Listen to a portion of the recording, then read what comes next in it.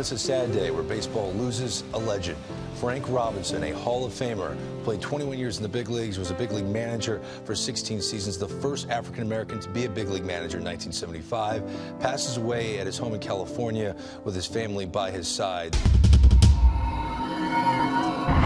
Matt Yaloff here with the MLB.com FastCast. Hall of Famer Frank Robinson was one of the best to ever play, but he was a whole lot more than that. Yet for some reason, always underrated. He was a trailblazer as the first African American to manage an MLB. He did that in 1975, and he did it for Cleveland. As a player, he was incredible. A two-time world champion, a Triple Crown winner, and the only player to win the MVP in both the NL and the AL. He was the most underrated or under-celebrated, truly great player.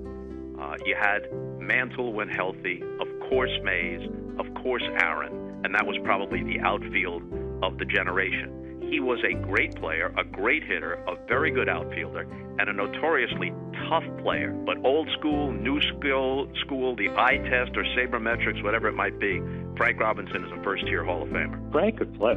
He was a guy, I think, when you looked across into our dugout, you knew that's the guy you didn't want to face in the ninth inning. He was just a marvelous player. Boy, I've been around the game over 50 years, and he was one of the great offensive players I ever saw. I don't get to the Hall of Fame if I don't get to play with players like Frank Robinson.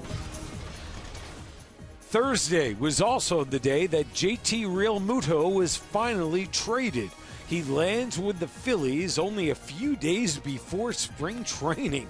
Talk about waiting to the last minute. In return, Miami gets 3 players and money.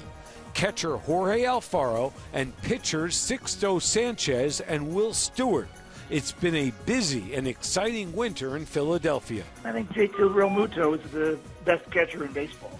So I think the upgrade is pretty significant. This is about us getting better and acquiring the best catcher in baseball. We're really excited about that. I think this is another acquisition for our club this offseason that demonstrates our commitment to winning.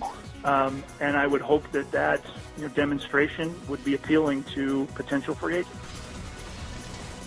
Former Phil, Hunter Pence, goes back to his native Texas with a minor league deal and an invite to spring training with the Rangers.